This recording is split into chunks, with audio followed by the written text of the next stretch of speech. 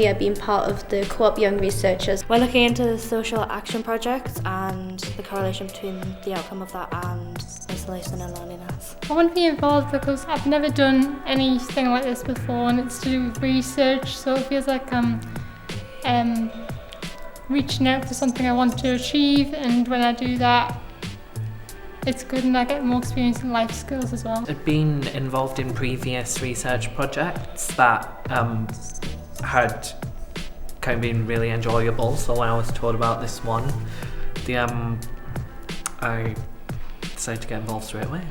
The issue personally I found is that if you've got someone lonely and isolated, especially a teenager, they'll go no, and to sort of engage them in that conversation without actually using them words was something we needed to find, so obviously this project appealed.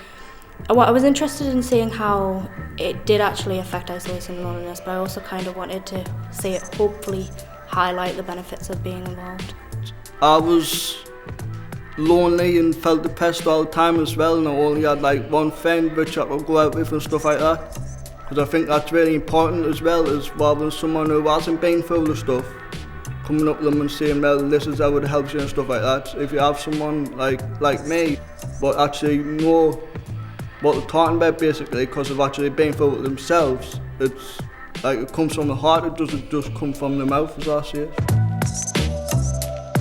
Okay, so the project started in May, and we started to do some training, learning different research methods such as surveys and observations. How to interact with other people, to get the best kind of data. We made up like a survey with certain questions on there for them to answer to get some more information, and we also worked on a workshop where we planned it out, tried things, and if it didn't work we'd make changes to it when we had to, and it was just really helpful to see which ways worked and which didn't.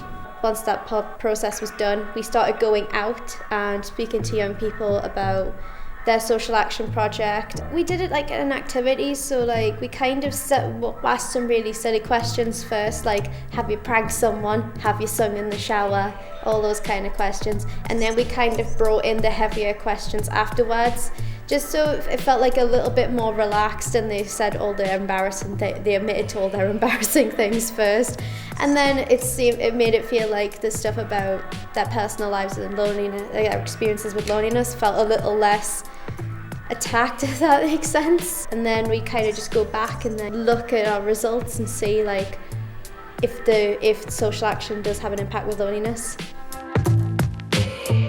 Fun, inclusion, sustained engagement, learning and connections. Well, we wanted our sessions to be interactive, basically so that they wouldn't just be sat around a table talking about it, so that they could actually do something. Having a good experience and a fun experience of a social outreach project, it gives them sort of hope for other social occasions, as well as being involved in other projects that could give them skills. I wouldn't say, oh yeah, everything you do should be fun, because I wouldn't say that about going to a funeral or something like that, but about finding out whether people wanted to have fun and how important fun was in kind of combating loneliness and isolation. There's a lot of skills to be learned in depending on what your project is, but if you don't enjoy it, you're not going to go back to it no matter what it was, and that could leave you with quite a sour experience. If it's finished, is there anything after that? Do you want there to be more things? Because if you've done something for so long, then you're going to want something to be at the end of it. Or how do you deal with that transition if there is nothing at the end of it? If you feel like you're being engaged with properly, you will go on to be involved in more projects afterwards. It's going to put off a person if they don't get included and they're just left out. And then you are going to be lonely because no one's there to talk to. When doing research into how it affects loneliness, we kind of kept on coming up with inclusion just seemed to be quite tightly connected to that. If you're engaged with properly with support workers or youth workers, you feel listened to, you feel heard, you feel like people want you there, and that obviously gives you a boost in self-esteem and confidence. It's important to learn. I believe that you should always be learning new things. Because you want to keep learning, and if you're learning different things while in a fun way, it's interesting for them, you know. Usually learning is quite a social thing sometimes. So if you have a group together and you're learning and you're achieving and you're doing things, usually it's quite a positive atmosphere to be around. It's important for young people to learn about their communities, and it's important to learn about other people's communities, so they're kind of linked in together.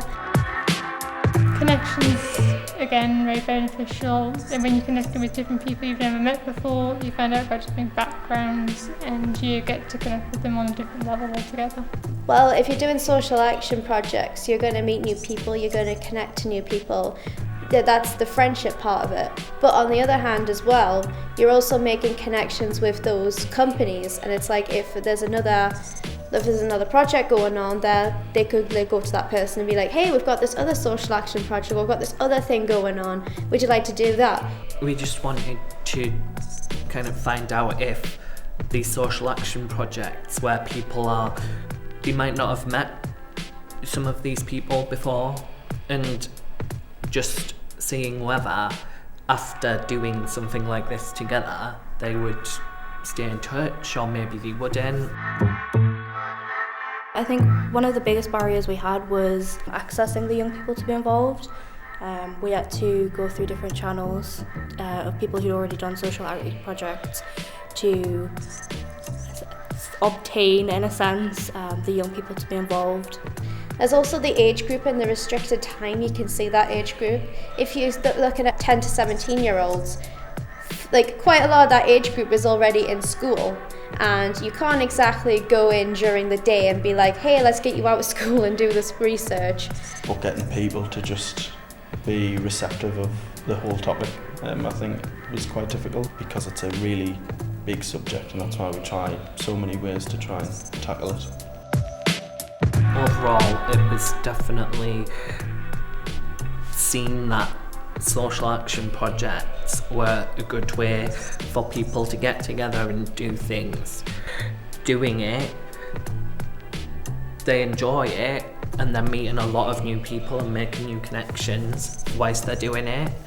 The findings indicated that there has been that largely 10 to 17-year-olds have less loneliness and isolation problems after the completion of a social action project. We found that it does, most young people actually already are there with friends, and so they're not exactly on their own when they're doing it. It's more just they make friends, they make new friends with their current friends, so it's like makes their friendship groups grow bigger.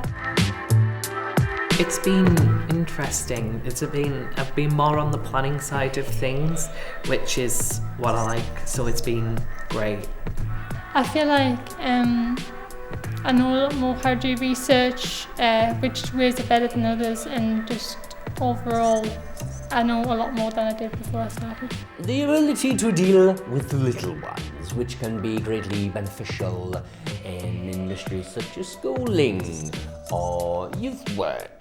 I think the value to me for being involved has definitely been working with the other people on the researchers team. They're all very lovely. But also, I like that this is a topic that's being looked at. I think it's important to hear young people's views, especially if they are isolated and lonely. I think there's definitely personal barriers for them. And I think to me it's important to really give them the voices to be heard.